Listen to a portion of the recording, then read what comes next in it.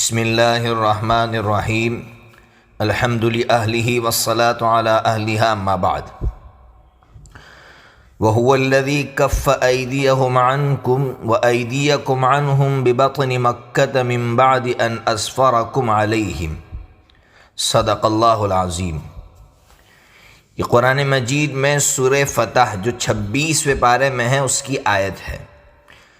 حدیبیہ کے موقع پر آپ جانتے ہیں کہ جب صحابہ کرام کی جماعت حضرت نبی پاک صلی اللہ تعالیٰ علیہ وسلم کے ساتھ عمرے کے لیے جا رہی تھی تو اس وقت کی جو باطل طاقتیں تھیں انہوں نے دنیا کو یہ دکھانا چاہا تھا کہ مسلمان امن پسند نہیں ہے۔ اس کے لیے انہوں نے 80 افراد پر مشتمل ایک جماعت مسلمانوں کو چھیڑنے کے لیے اور دنیا کو یہ بتانے کے لیے کہ دیکھیے یہ امن پسند نہیں ہے، یہ دہشت گرد ہے،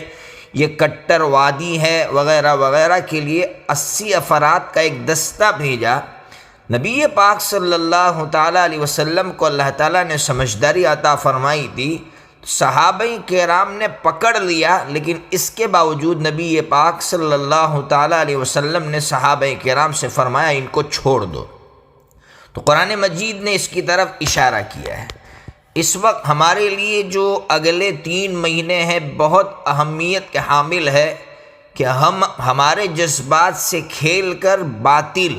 اس وقت یہ باور کرانا چاہ رہا ہے دوسروں کو کہ مسلمان دیکھیے وہ امن پسند نہیں ہے، اس لیے ہمیں ان 3 مہینوں میں جو کام کرنے ہیں، بہت سارے کام ہیں لیکن اس وقت 2 کام کم از کم مسلمان کرے، ان 2 کاموں کی طرف تو آئیں، باقی اور بھی ہے کام کرنے کے۔ ان میں جو سب سے پہلا کام ہے، میں مشکوٰۃ شریف پڑھ رہا تھا، مشکوٰۃ شریف کے اندر دارقطنی کی مجتبیٰ کے حوالے سے ایک حدیث نقل کی گئی ہے کہ نبی پاک صلی اللہ تعالیٰ علیہ وسلم نے فرمایا نہیت عن ضرب المصلین، یعنی اللہ تعالیٰ نے مجھے نمازیوں کو مارنے سے منع فرمایا ہے۔ محدثین نے شارحین نے لکھا ہے کہ جب اللہ خود روک رہا ہے تو ظاہر سی بات ہے اللہ تبارک و تعالیٰ نماز پڑھنے والوں کو کبھی سزا نہیں دے گا، اور ظاہر سی بات ہے سزا کی مختلف شکلیں ہوتی ہیں۔ اللہ تعالیٰ براہ راست سزا دیتا ہے، کبھی کسی کے واسطے سے سزا دیتا ہے۔ اس لیے اس وقت ہر مسلمان نمازی بن جائے اور خاص کر فجر کی نماز کی پابندی کریں، اس لیے کہ ترمذی شریف کے اندر حدیث ہے من صلی صلاۃ الصبح فہو فی ذمۃ اللہ، جو فجر کی نماز پڑھے گا وہ اللہ کی گارنٹی میں آ جائے گا۔ اس لیے ہم چاہتے ہیں کہ اس وقت ہم اس ملک میں امن برقرار رہیں اور اللہ تعالی ہماری ہر جانب سے حفاظت فرمائے، تو سب سے پہلے تو ہمیں نمازیں پڑھنی ہوگی۔ اور دوسرے نمبر پر ایک مختصر سی دعا ہے، یہ دعا میں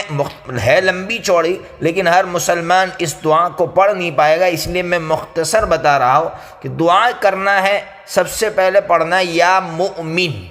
تو یا مؤمن کا معنی ہے اے امن دینے والے، پھر پڑھنا ہے آمن روعاتی، آمن روعاتی، اس کا ترجمہ ہے اللہ میرے جتنے خوف ہے اس کو امن سے بدل دے،